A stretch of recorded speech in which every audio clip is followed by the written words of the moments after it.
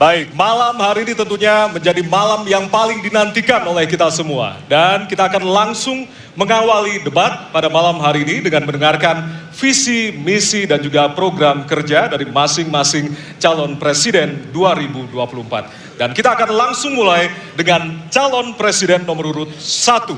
Kami persilakan kepada Bapak Anies Baswedan untuk maju ke atas panggung dan menyampaikan visi misinya. Kami persilakan Pak Anies untuk segera menuju ke panggung utama. Pak Anies, waktu Bapak adalah 4 menit dimulai dari sekarang. Assalamualaikum warahmatullahi wabarakatuh. Selamat malam dan salam sejahtera untuk semuanya. Bismillahirrahmanirrahim. Negara hukum menempatkan hukum sebagai rujukan utama untuk memastikan hadir rasa keadilan, memberikan kebermanfaatan, dan memberikan kepastian kepada semua. Ini harus dipegang teguh oleh pemegang kekuasaan, baik yang di puncak dan seluruh jajaran. Tapi apa yang terjadi? Banyak aturan ditekuk sesuai dengan kepentingan yang sedang memegang kekuasaan. Apakah ini akan diteruskan? Tidak. Ini harus diubah. Ini harus dikembalikan.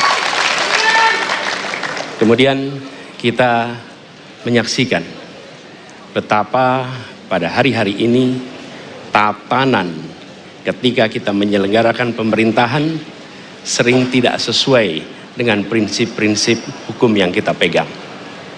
Karena itulah kami melihat perubahan ini harus kita kembalikan. Negara ini adalah negara hukum, bukan negara kekuasaan. Dalam negara hukum, kekuasaan diatur oleh hukum. Dalam negara kekuasaan, hukum diatur oleh penguasa. Dan kita tidak menginginkan itu terjadi. Pada saat ini, kalau kita lihat hukum itu harusnya tegak begini. Inilah hukum. Dalam kenyataannya, dia bengkok. Dia tajam ke bawah, dia tumpul ke atas. Dan kondisi ini tidak boleh didiamkan, tidak boleh dibiarkan, dan harus berubah. Karena itu kita mendorong perubahan, mengembalikan hukum menjadi tegak kepada semuanya. Dan bila kita saksikan hari ini ada satu orang milenial bisa menjadi calon wakil presiden.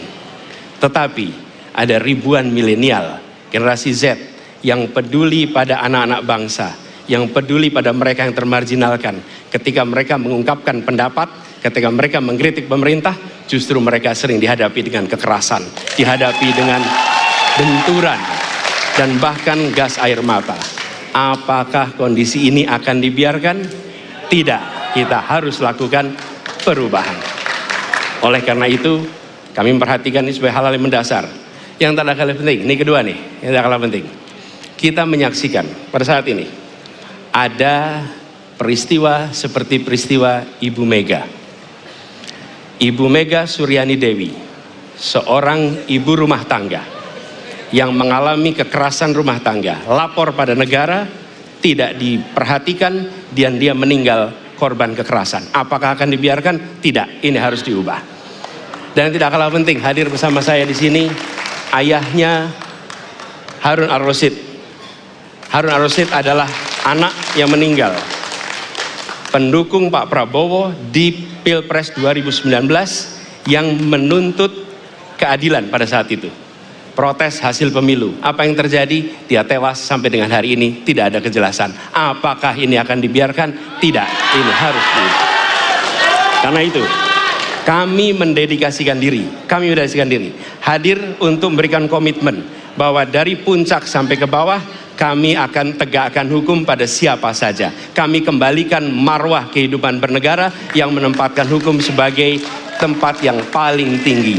Dan ketentuan itu berlaku kepada semua, termasuk ketika menyangkut urusan ASN, menyangkut urusan TNI dan Polri. Terima kasih. Assalamualaikum warahmatullahi wabarakatuh.